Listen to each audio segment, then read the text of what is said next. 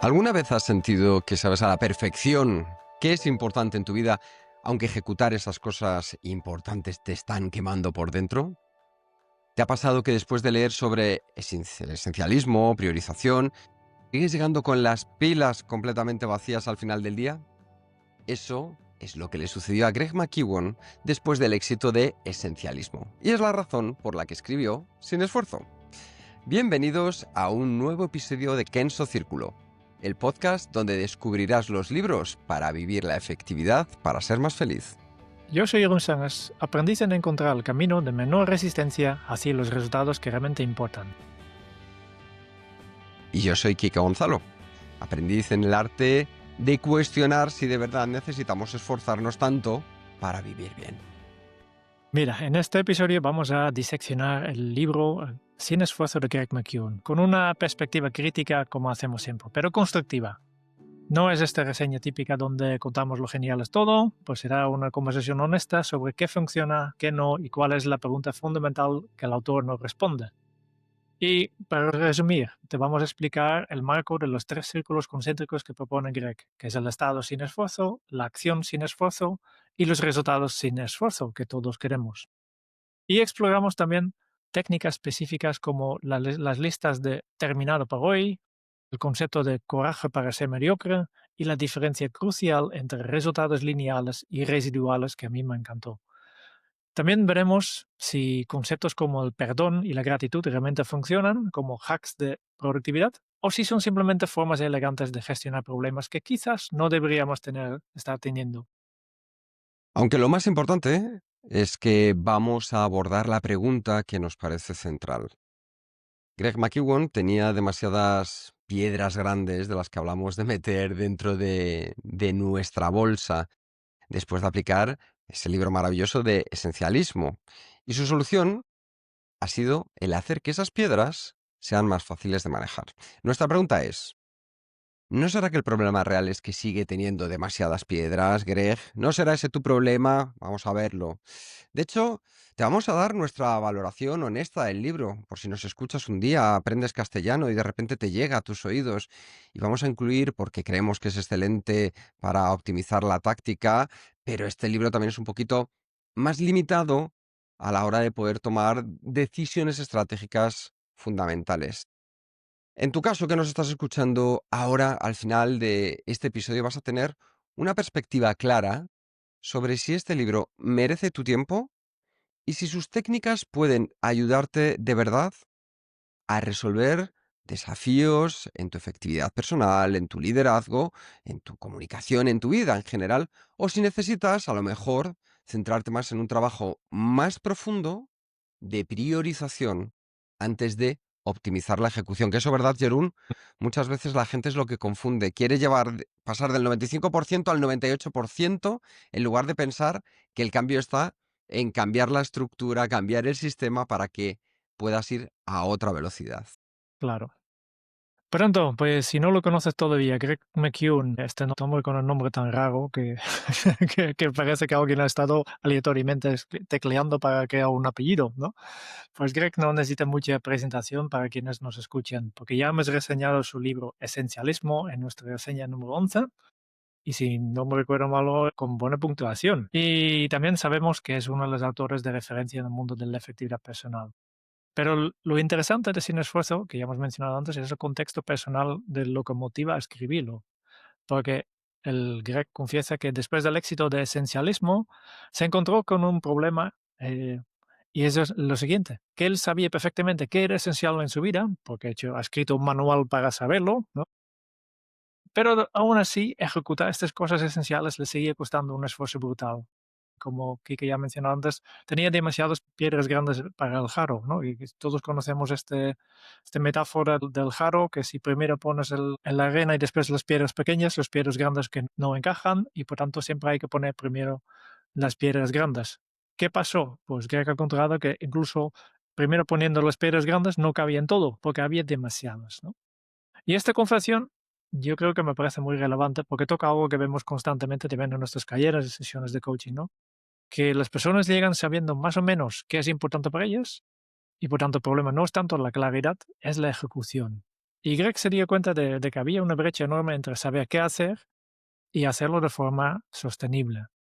Y por eso el libro está escrito específicamente para personas que ya han hecho trabajo previo de identificar cuáles son sus prioridades. Por tanto, es el libro que viene después de Esencialismo. No es un libro para principiantes de efectividad personal, es para quienes que ya saben qué es esencial, pero se están quemando en un intento de ejecutarlo.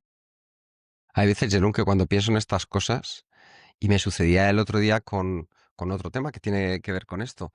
Digo, hace 10 años se vendían cursos de management, hace 20 también, hace 30 también, hace 40 también, hace 50 también, con lo cual es probable que dentro de 50 años, en el 2075, se sigan vendiendo cursos de management. Entonces, hay algo que sigue fallando. Cuando una persona como Greg, que hace un libro tan magnífico como Esencialismo, de repente ve que hay algo que falla, una de dos. O como Marie Kondo te has dado cuenta que la vida no es así, o de repente nos quieres vender nuevos libros, que también, oye, como decía aquel, es justo y necesario. A mí lo que me parece más honesto y a la vez, entre comillas, problemático del libro es esa confesión inicial, ¿no? Es cómo Greg nos plantea una pregunta fundamental que en principio me puede parecer inteligente, que es que en lugar de preguntarse cómo puedo trabajar más duro, se pregunta cómo puedo hacer que esto sea más fácil. Es lo que él llama inversión effortless, es decir, inversión sin esfuerzo.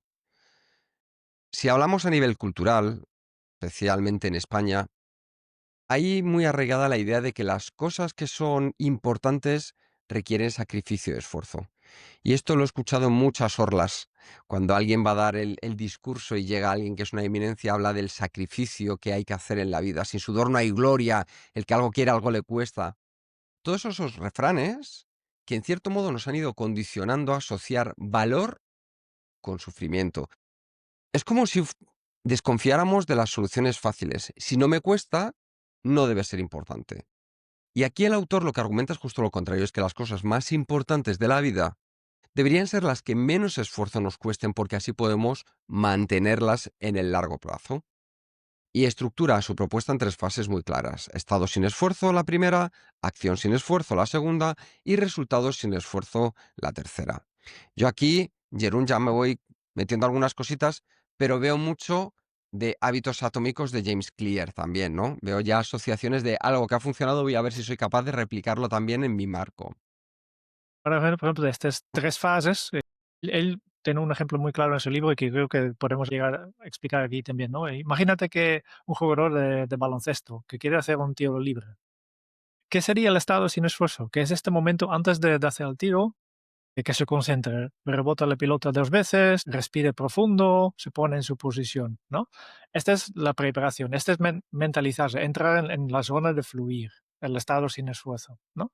Después vendrá la acción sin esfuerzo. Como este jugador seguramente ha practicado este tiro libre miles de veces, pues este va casi automático. Que ya tiene hecho tanto, pues no tiene que pensar cómo hacer este tiro, cuáles son los movimientos, no. Simplemente sigue su práctica con atención plena, pero así. Y si lo hace así, acción sin esfuerzo, pues la pelota, ¿qué pasa? Pues salta y llega justo al sitio de donde que está y entonces tendrás los resultados sin esfuerzo. Estas son las tres fases, ¿no? Estado, acción y resultado. Fijaos que en cierto modo es un marco lógico que nos puede permitir diagnosticar dónde está nuestro problema específico. Aunque aquí ya anticipo mi primera crítica, y es algo que me gustaría explorar a lo largo de esta reseña, y es que Greg identifica de manera correcta el problema. Es decir, tiene demasiadas cosas esenciales para ejecutar. Pero sus soluciones, al final lo que consigue es que esas cosas busca que sean más fáciles de ejecutar. Y como decía antes, quizá la pregunta es, ¿no será que el problema de fondo es que sigue teniendo demasiadas cosas? Y esta observación me parece muy acertada, Kika, que es como si estuvieras intentando optimizar un problema que quizás no debería estar resolviendo en primer lugar. Es posible que la verdadera solución no sea hacer que 10 cosas esenciales se sientan sin esfuerzo, sino tener solamente 3 o 5 o 8 cosas realmente esenciales que podemos hacer. Pero exploremos primero qué propone el autor y después volvemos a esta reflexión. Para hablar del libro, el libro está dirigido a profesionales, emprendedores, padres, madres de familia que sienten que están corriendo constantemente, pero no avanzan lo suficiente. Yo creo que aquí tenemos la descripción para el 90% de la población actual, ¿no? Sí, personas que han leído sobre productividad, que conocen técnicas, pero siguen sintiéndose agotadas al final del día. Y Greg hace una promesa muy atractiva. Lo que puedes lograr más haciendo menos esfuerzo. ¿Quién no quiere esto? Yo creo que es justo para esto porque los miembros de Ken Siegel han elegido este libro. Yo que también quiero esto, sin esfuerzo, ¿no? No menos trabajo, sino menos esfuerzo. Y la diferencia es sutil pero importante, porque se trata de encontrar el camino de menor resistencia hacia tus objetivos más importantes.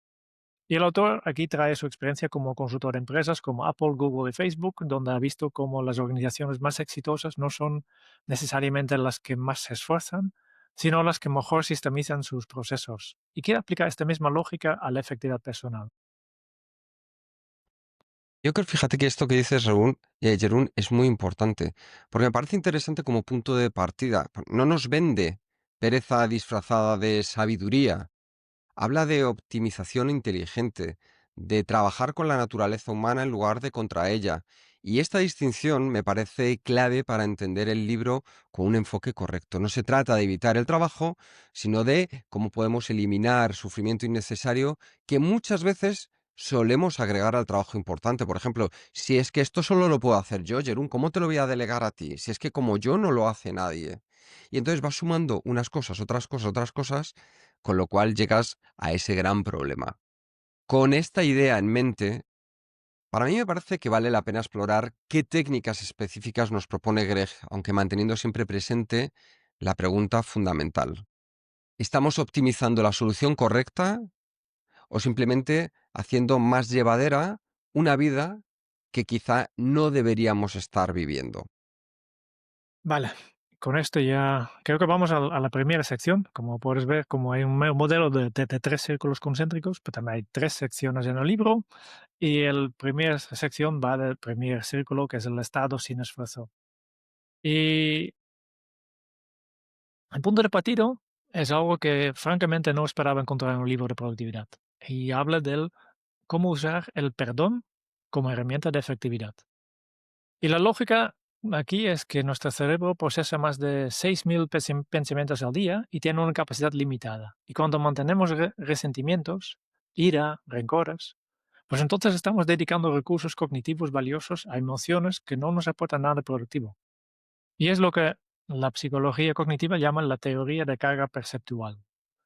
Y Greg propone algo muy interesante aquí. Pregúntate simplemente, pues, ¿para qué contraté a este resentimiento? ¿Qué trabajo tiene que hacer para mí? Porque siempre hay una razón por que lo mantenemos un rencor. O, o a veces sería para sentirnos superiores. A otras veces para justificar nuestra victimización. Pero cuando analices qué beneficio realmente está dando esta emoción, te das cuenta de que está debilitando en lugar de fortalecerte. Ujú. Y mira que la idea, Jerún, me parece inteligente, ¿eh? Aunque también me genera algo de escepticismo. Greg, si no recuerdo mal, dice de manera literal que el perdón es un hack de productividad. Y cuando lo leí al principio yo pensaba, digo, ¿en serio? Digo, ahora vamos a meditar nuestro camino hacia la eficiencia, ¿no? Pero hay algo más profundo aquí que conecta con el núcleo de lo que él llama inversión sin esfuerzo. Y es que en lugar de preguntarse cómo puedo trabajar más duro, la clave está en preguntarse cómo puedo hacer que esto sea más fácil. Y aquí es donde aparece el tema de la gratitud que presenta como otro hack de productividad. Su frase clave es que cuando nos enfocamos en lo que nos falta, perdemos lo que tenemos. Cuando nos enfocamos en lo que tenemos, ganamos lo que nos falta. Propone que cada vez que te escuches quejándote de algo, de manera inmediata pienses en otra cosa por la que estés agradecido. Dice que es instantáneamente efectivo porque no podemos estar en estado de queja y de gratitud al mismo tiempo. Así que Completamente de tú, acuerdo. Jerún, lo has Eh, puesto en práctica. No, no, pero estoy pensando ahora mismo que este sería un buen reto para hacer en Kensolab, ¿eh? El reto de compaginar cada queja con algo por lo que estás agradecido. Bueno, pues yo tengo que decirte que lo probé durante una semana y la verdad, tengo que decirte que funciona para cambiar el estado mental de manera inmediata. Es decir, yo que soy un poco grumpy, soy el enanito gruñón muchas veces, es una cosa que ha funcionado en cierto modo. Lo que pasa es que me surge una duda fundamental y es, ¿No crees, Jerún, que estamos poniendo parches psicológicos a problemas estructurales? Porque al final, si tienes demasiada carga de trabajo, la propia gratitud te puede ayudar a gestionarla mejor emocionalmente, pero lo que pasa es que no elimina el problema de fondo. ¿no? Volvemos a lo Greg, mismo, ¿no? claro, claro. Ahí es donde también desarrolla el concepto de hacer que las cosas esenciales sean divertidas. Es decir, ¿y si las cosas esenciales pudieran ser también cosas divertidas en la vida? Bueno, pues él nos habla de crear rituales que conviertan nuestras tareas aburridas en experiencias significativas. Un ejemplo que nos pone, que es uno de sus favoritos, es hacer que toda la familia cante mientras recogen la cocina después de cenar. Yo ya no sé si empiezan en modo secta o no, Jerún. En el fondo yo creo que si encuentras unos rituales, que son hábitos, con alma, como dice él, pues la diferencia entre un hábito y un ritual es esa satisfacción psicológica que experimentas al hacerlo. ¿Tú qué opinas de esto, Jerún? Ahora que estabas explicando, me recordé que justo en esta semana tuve una sesión de coaching con un cliente que es una persona súper creativa y como persona creativa tiene problemas con básicamente las tareas aburridas, ¿no? Como todos. Y está practicando para algo y necesito hacer muchas repeticiones de lo mismo. Y esta es la parte que le cuesta mucho. Y al final, su solución, lo que va a probar ahora, no sé cómo va, pero yo estoy seguro que va bien, es aplicar su creatividad a la rutina. La rutina tiene que hacer igualmente, pero la idea es que cada vez que lo hace, hacerlo de forma diferente. Es decir, algunas ideas que surgían en las sesiones, vale, pues voy a hacer mi actividad, sí o sí, pero un día antes de hacerlo me disfrazo, que sea completamente diferente. Otra vez voy a hacerlo, pues, estirado por la tierra, ¿eh? En lugar de pie, pues lo hago estirado. Otra vez voy a cambiar de sitio, voy a hacerlo en otro lugar, ¿no? Y la idea es que el reto que ella tiene es que cada vez que tiene que hacer su acción, lo va a hacer de forma diferente. No habrá dos momentos que son iguales y para esto, para ella, para su forma de ser, es hacerlo divertida. La parte aburrida tenemos que hacer, pero ¿cómo puedo poner una salsa que me hace un poco más divertida? Y para una persona creativa, a mí me agobia tener que pensar, para mí será una tarea más de pensar, uy, ahora tengo que añadir más, pero ella es más creativa y le motiva esto de cómo puedo cambiar la experiencia de esta acción que tengo que hacer, ¿no? Y por eso hemos visto que funciona. Las personas que logran mantener sus sistemas productivos a largo plazo son las que encuentran maneras de disfrutar en el proceso.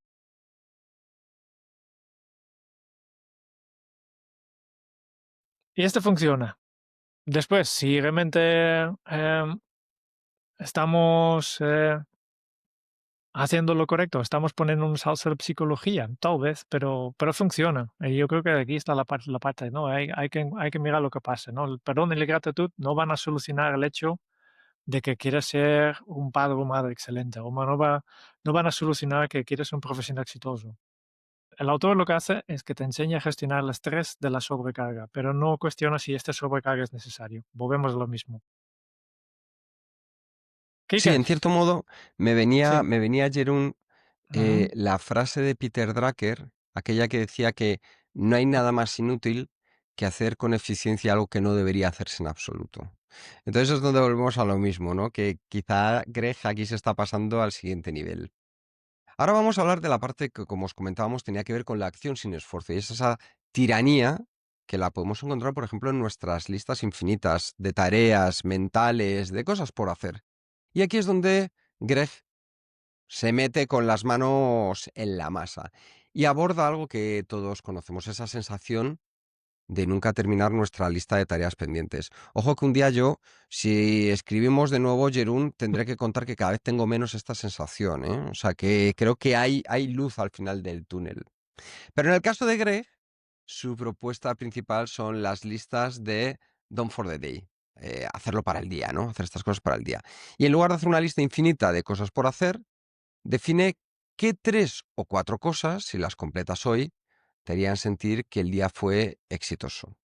Una vez que las terminas, puedes, oye, relajarte sin culpa, disfrutando, sentir que ha merecido la pena, porque el principio detrás es que no gastemos más energía hoy de la que podamos recuperar hoy mismo. Pero muchas veces esto es algo fundamental, saber que la energía equivale a poder dar lo mejor en las tareas prioritarias. Entonces, esto para mí me parece interesante porque además hila con algo que nosotros ya hemos hablado muchas veces. Vosotros que nos habéis escuchado en el podcast, en el episodio 246 hablamos de cómo priorizar con eficacia con la matriz de Kenso, el episodio 246. Entonces yo no sé si el señor Greg está empezando a tomar alguna de nuestras ideas. No las ha llevado tan bien como nosotros, Jerún, eso es cierto, pero Ya empieza a ir vendrá. hacia nuestro camino. Yo creo que esta sostenibilidad un poco aplicada a la productividad diaria puede ser interesante.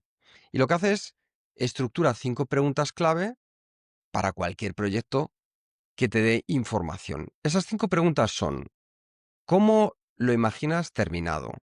¿Cuál es el primer paso obvio? ¿Puedo hacer un microempuje de 10 minutos con esto?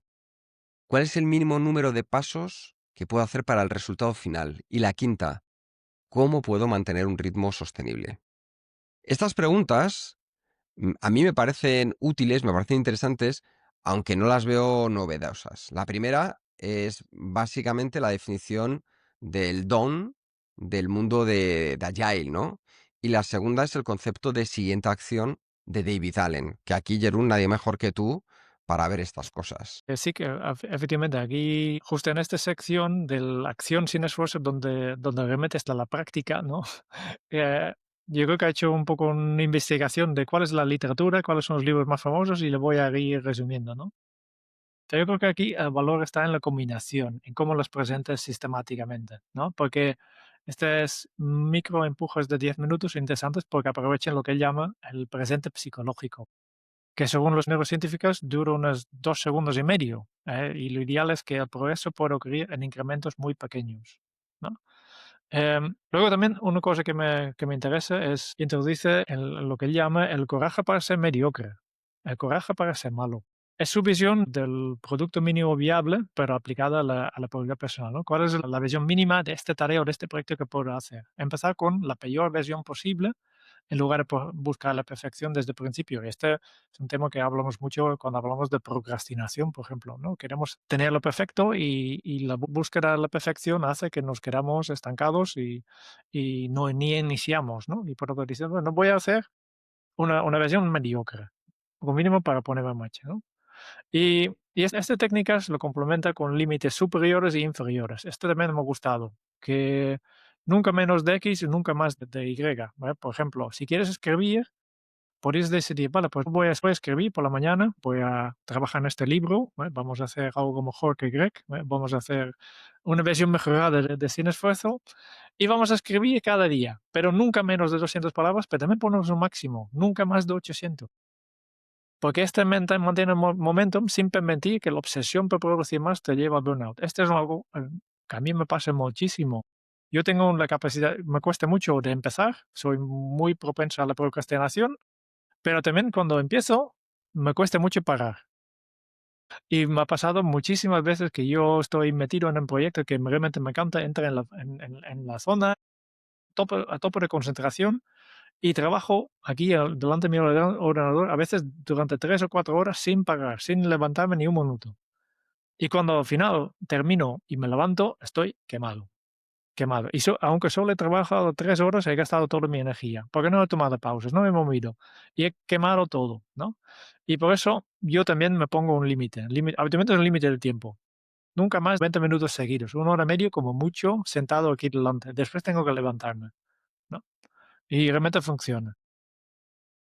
Y finalmente, otro consejo que Greg comparte aquí es el concepto de motion sickness. No sé cómo traducirlo. Motion sickness es que te encuentres mal cuando estás en el coche, ¿no? Cuando estás en movimiento. Y momentum, ¿no? Esos son los dos conceptos. Antes de añadir cualquier nuevo proyecto, Sí, sí, simplemente como estar ahí todo el el rato en mareo. movimiento. Por lo tanto, antes de añadir cualquier nuevo proyecto, pregúntate, ¿esto me está creando mareo por movimiento o realmente es momentum real? ¿Es un impulso? ¿Qué es lo que hay que hacer? Porque a veces estamos moviendo por moviendo. Pensamos que hacemos mucho, pero no. Mientras hay otras acciones que realmente forman un impulso. Y vale, si yo empiezo aquí, entonces ya tengo la energía para continuar y seguramente terminaré haciendo lo que tengo que hacer.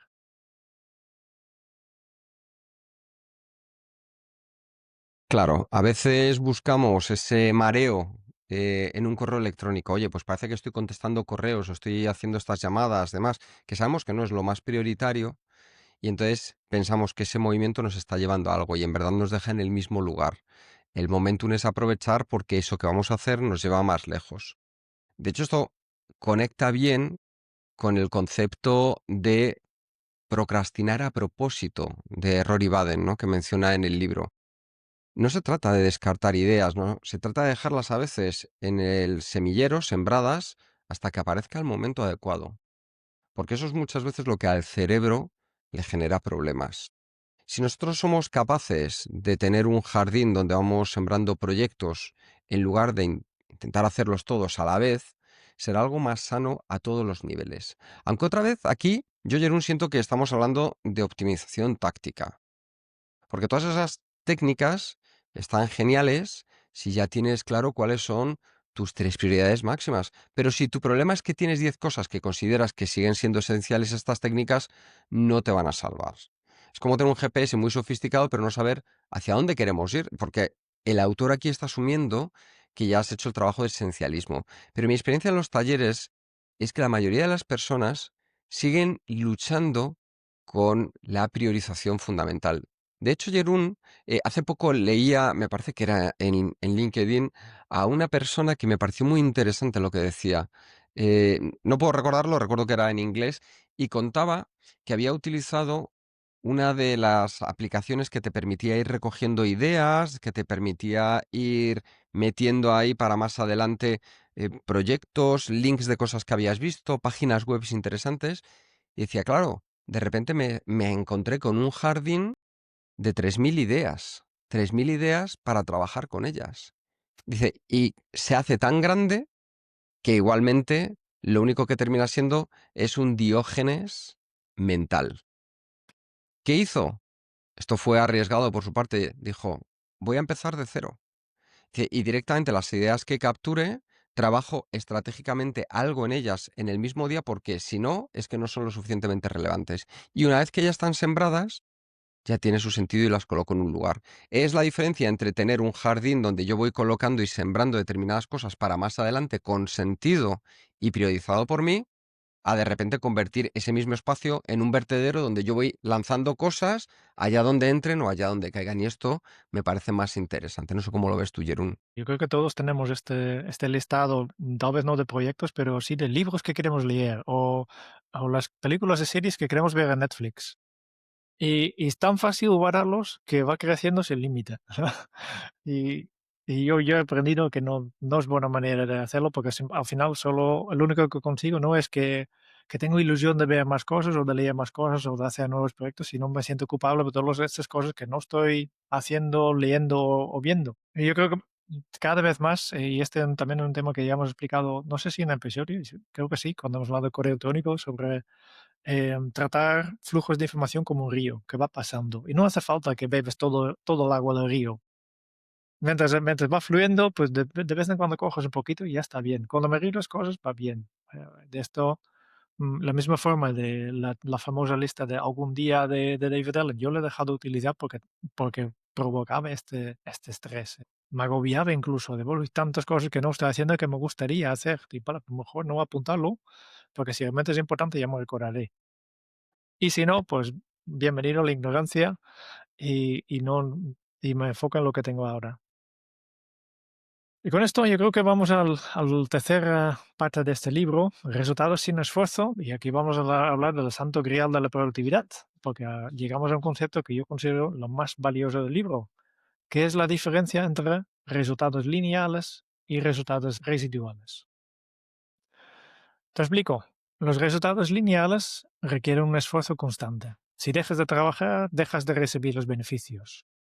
Y los resultados residuales son los que siguen generando valor después de que hayas hecho el trabajo inicial, ¿no? Esta es la diferencia entre trabajar por horas y cobrar regalías por un libro.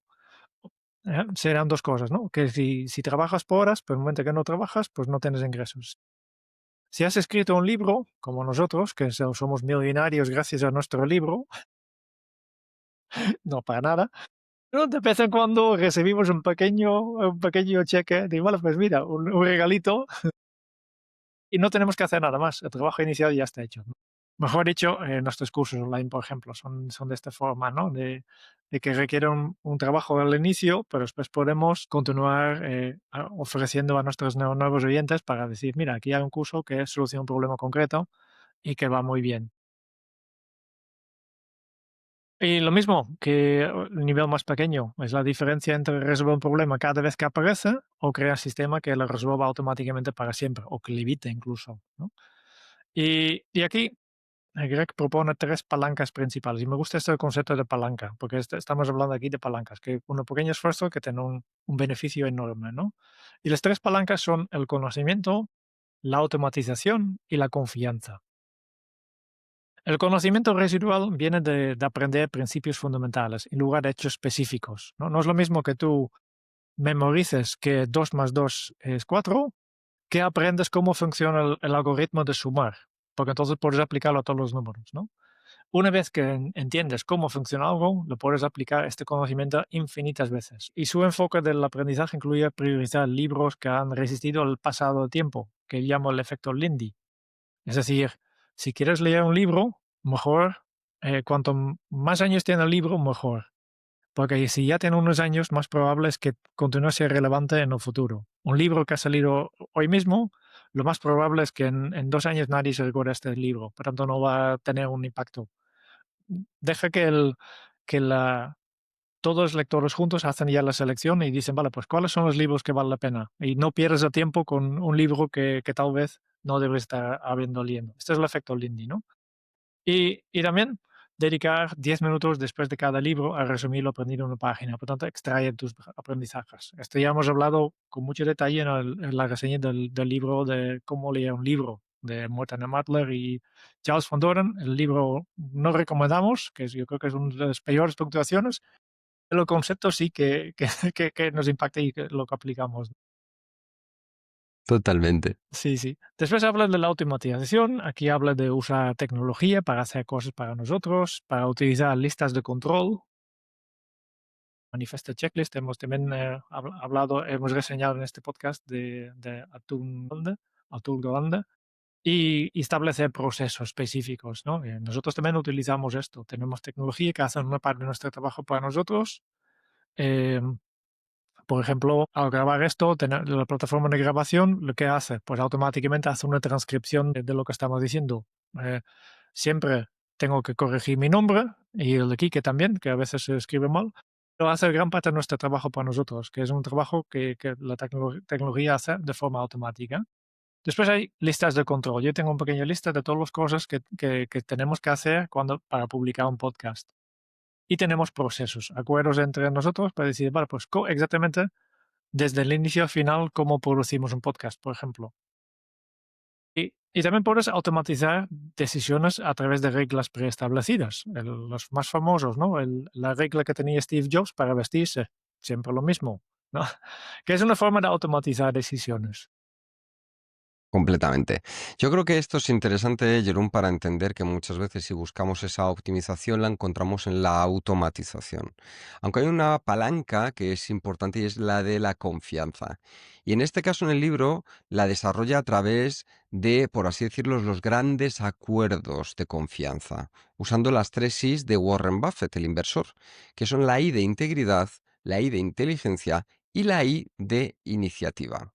Aunque lo interesante es que va más allá y propone ser muy específico sobre las expectativas, los recursos disponibles, las reglas del juego y las estructuras de compromiso, es decir, a qué nos comprometemos cada uno. A mí, a nivel personal, lo que me parece más inteligente es que incluye estrategias de salida.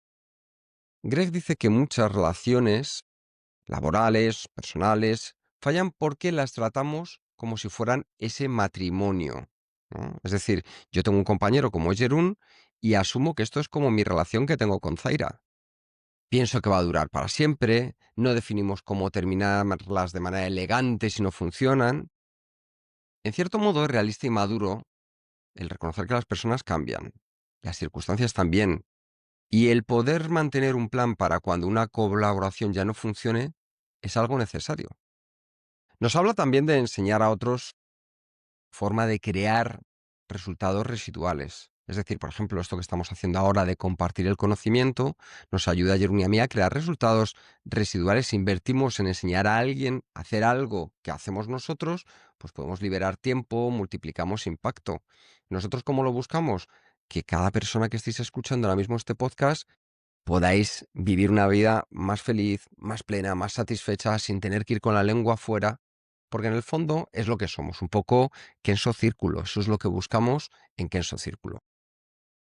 Pues sí, y aquí vuelvo a mi crítica fundamental, ¿no? ¿Qué pasa con estas cosas que son importantes, pero que por naturaleza son lineales? Porque es muy chulo que le podemos utilizar palancas, pero no todo, ¿no? Por ejemplo, ser un buen padre o madre. No puedes automatizar aquí que tú está pendiente de Yago, ¿no?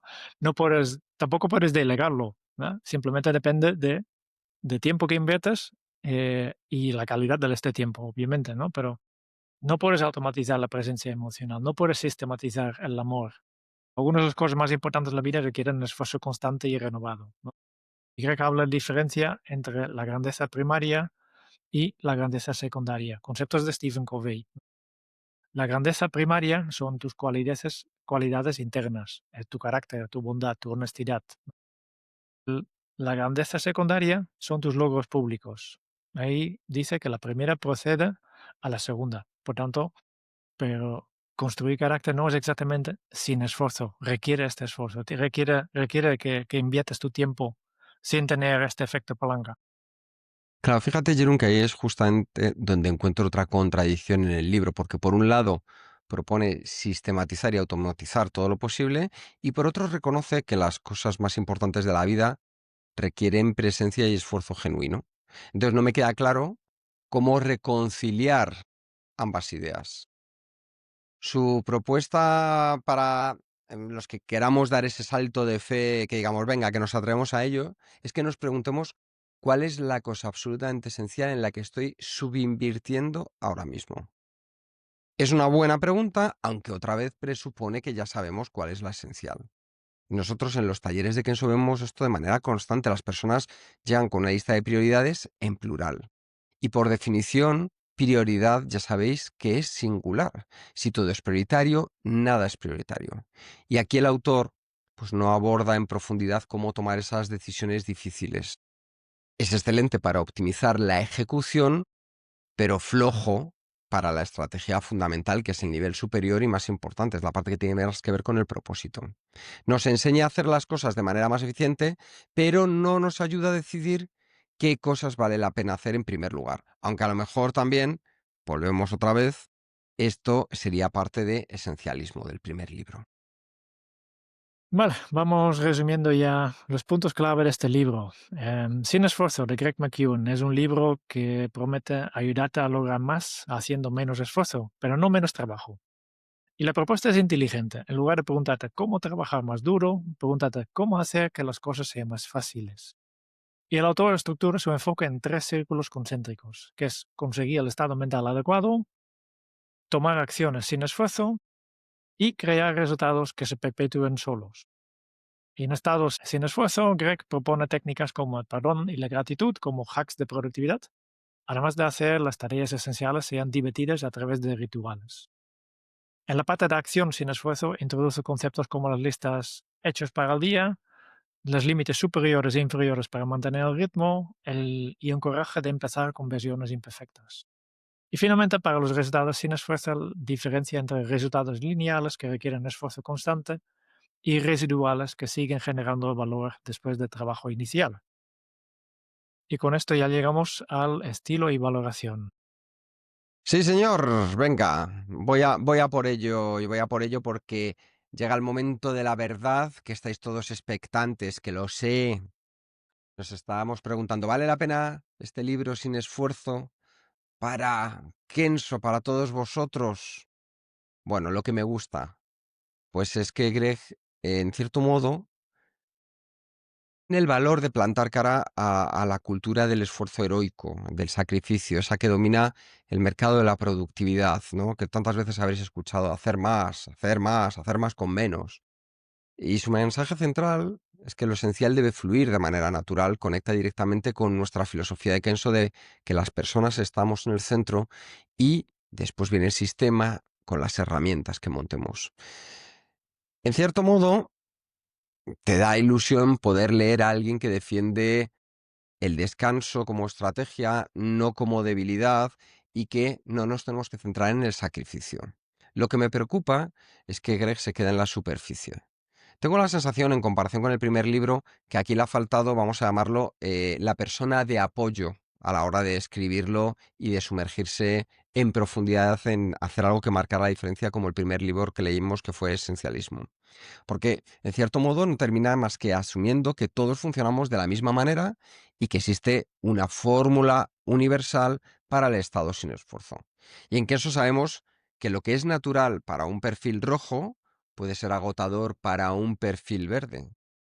Además, muchas veces romantizan mucho la simplicidad sin abordar realidades estructurales de las empresas, de la vida, de la propia sociedad. ¿Para quién creo que va a funcionar?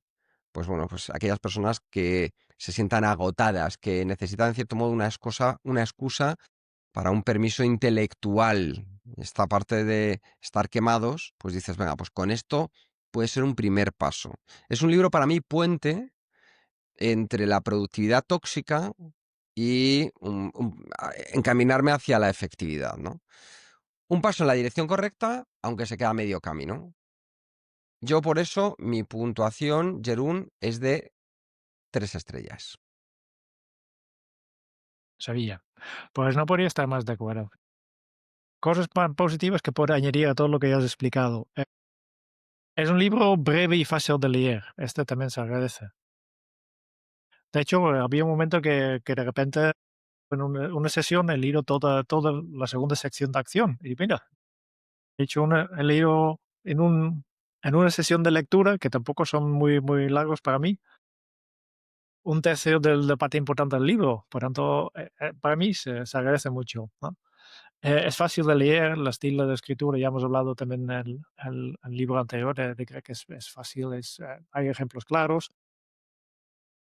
Para mí, mi principal crítica, seguramente, es que Greg se ha quedado en lo obvio, lo que todo el mundo ya sabemos. No hay nada realmente novedoso, no hay ninguna idea. Para mí han ido buscando y dice, bueno, pues, ¿qué dice David Allen? ¿Qué dice Stephen Covey? Y cojo las ideas más principales, que dedico un capítulo a cada uno de ellos, de Definition of Done, simplificar, de palanca. Especialmente la parte de acción, para mí me decepciona mucho, porque me parece un típico post o vídeo de los 5 trucos más efectivos para mejorar tu productividad, ¿no? Y yo creo que es eso literalmente que he buscado o que he pedido a ChatGPT, no sé.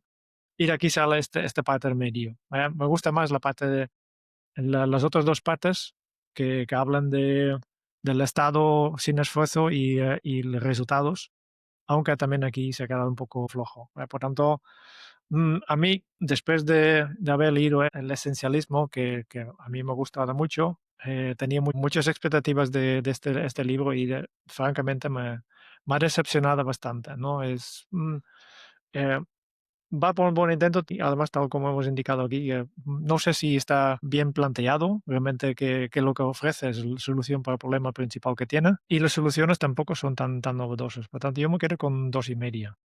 Ujú, ujú. Pues con esto yo creo que ya os hemos contado cuál es nuestra experiencia respecto a este libro y sí que tenemos una novedad. ¿Cuál es? Pues que vamos a empezar a intercalar entre libro y libro, para que no sea todo tan científico, novelas. Eso sí, novelas que tengan que ver con el mundo de la afectividad, que lo que nos podamos encontrar lo podamos aplicar en nuestro día a día. Y la primera novela que hemos elegido es Siddhartha, de Germán Hesse. Es un libro que espero que disfrutéis. Me encantará releerlo. Creo que la última vez que lo leí fue hace 2 o 3 años. Y está, bueno, no sé si te lo he contado alguna vez, Jerún.